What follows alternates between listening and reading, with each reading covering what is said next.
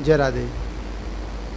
आज हम प्रभु जी के पास उनके जो साथ में शिष्यगण आए हैं उनसे आपकी वार्ता कराते हैं और उनसे जानकारी लेते हैं कि यहाँ पे आके उन्हें कैसा प्रतीक हो रहा है, क्योंकि श्री धाम जो ब्रज धाम की नगरी में आज इनका पावन चरण पड़े हैं और ऑलरेडी ये तो श्री राम लला के यहाँ रहने वाले हैं।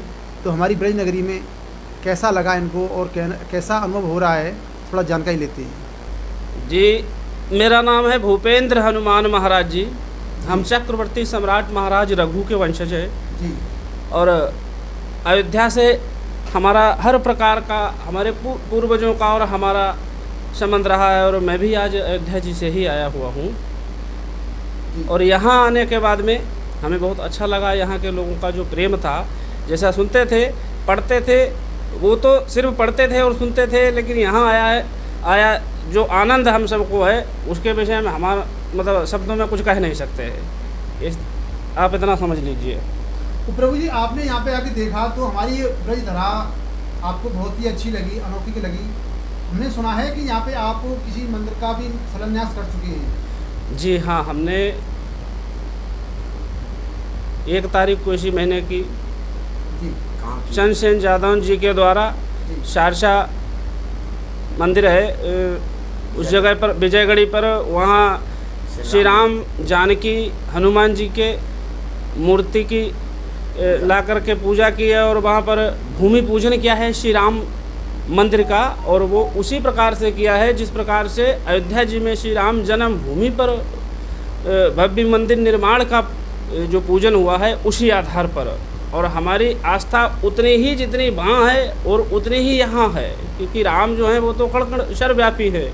राम ही परम ब्रह्म परमेश्वर है और हम सब राम की ही संतान हैं।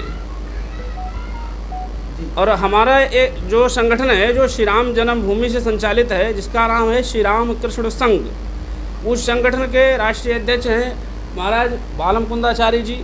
मैं उसका संस्थापक हूँ और इसी संस्था के माध्यम से अयोध्या जी में हम ज़मीनी स्तर पर कार्य कर रहे हैं और वो पूरा हमारा विश्व स्तरीय कार्य है।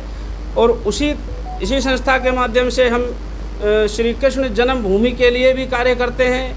और आगे हमारा संकल्प है कि श्री कृष्ण जन्मभूमि पर भव्य मंदिर जैसा हमारे राजा रामचंद्र जी का मंदिर का निर्माण है और उसी प्रकार से हम जो हैं हमारे श्री कृष्ण जी जो योगी राज श्री कृष्ण जी हैं उनकी जन्मभूमि जो वाकई में रियल जन्मभूमि है उस पर हम भव्य मंदिर का निर्माण कराएंगे, क्योंकि जो हमारे ये राग और अनुराग का है। और हमारी वहाँ से एक सबसे मेन चीज़ जुड़ी हुई है कि हमारे राजा राम के जो छोटे भाई हैं शत्रुघ्न जी, और उनकी बसाई हुई वो नगरी है। तो ये हमारी एक वंश की परंपरा है जिसका हम निर्वाह भी कर रहे हैं। सबसे पहले तो हम श्री राम जी के वंशज हैं, इस वजह से प्रेरणा मिली है हमें। और करने वाले तो श्री राम हैं, श्री कृष्ण हैं। मुख्यमंत्री से मैं आशा करता हूँ कि जल्दी श्री कृष्ण और उत्तर प्रदेश के मुख्यमंत्री माननीय संत श्री योगी आदित्यनाथ जी, महंत श्री गोरखनाथ पीठाधीश्वर, उनसे हमारा निवेदन है कि इस कार्य में हमारा हर प्रकार से तन मन धन और गण इन सारी चीज़ों से हमारे साथ दें। और हमारे योगी राज श्री कृष्ण जन्मभूमि पर भव्य मंदिर निर्माण के लिए वो स्वयं ही आकर के भूमि पूजन करवाएं, शिलान्यास करवाएं और इस कार्य को जिसको हम लेकर के चल रहे हैं आगे लेकर के जाएं अपने कमलों के द्वारा, क्योंकि हम ये हमारा धर्म का कार्य है और हमारी सनातन पद्धति है। हमारे मानना है कि 9 लाख मंदिरों को तोड़ा गया है, उतना तो हम नहीं कर सकते हैं। यदि हम 9,000 को भी बना देते हैं तो भी हमारा जीवन में सफल हो जाएगा।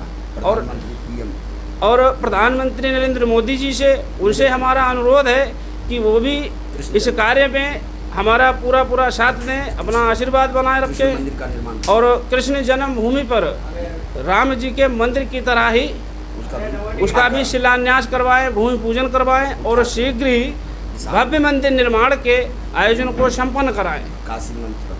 और उसके बाद में हमारे काशी मंदिर के निर्माण के कार्यों को भी कराया जाए और हमारी जो गंगा माँ है, जो तमाम जगहों पर गंदगी है। और मैं एक बात उत्तर प्रदेश के मुख्यमंत्री जी से कहूँगा, जो सबसे अलग है, और प्रधानमंत्री से और भारत के सभी उन साधु संतों से और हर किसी से जिनकी आस्था प्रभु श्री राम से है, हमारे श्री कृष्ण जी से है, कि इन तीर्थ स्थलों पर इतनी गंदगी है जो आप लोग तो वहाँ नहीं आते हो, आप लोग तो बड़ी बड़ी व्यवस्थाओं पर बैठे हैं, आप अयोध्या नहीं आते हैं, आप मथुरा नहीं आते हैं तो आपके कार्यकर्ता वहाँ पहले से सफाई करा देते हैं। गलियों में कितनी गंदगी है, कितना कीचड़ भरा हुआ है।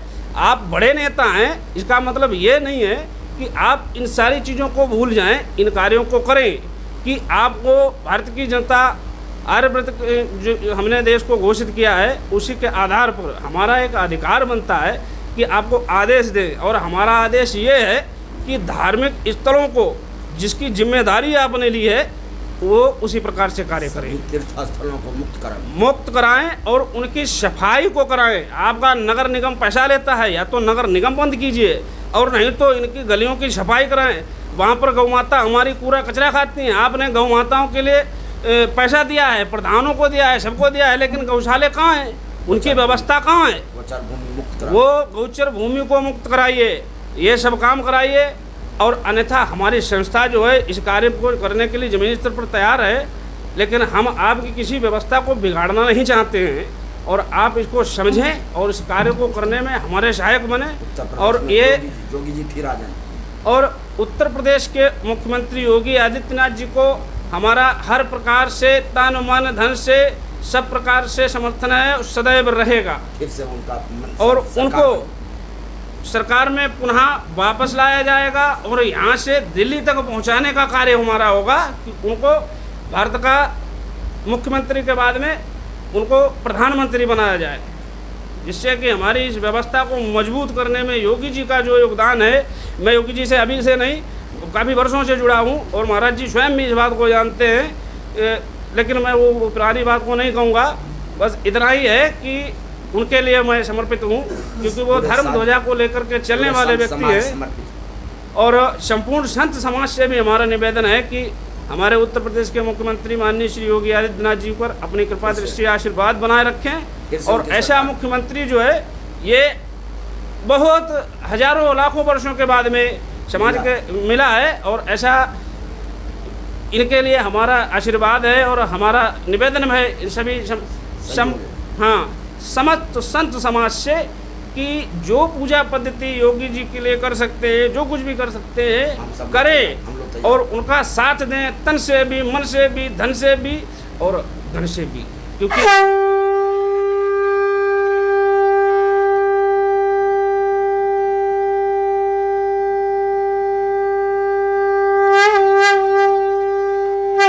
देखा कि हमारे जो अयोध्या से आए हुए हमारे गुरुजन और उनके संस्थापक श्री राम कृष्ण संघ के राष्ट्रीय अध्यक्ष और उनके संयोजककर्ता, वो चाहते हैं कि हिंदुत्व के लिए जो लड़ाई स्टार्ट की है उसको आगे बढ़ाएं, और हिंदू समाज के सभी लोग जुड़ें और सहयोग करें, क्योंकि हिंदुस्तान में रहना है तो जय श्री राम कहना है। हिंदुत्व की ये बातें कहने से नहीं, करने से होती हैं। जय श्री राम, जय श्री कृष्ण।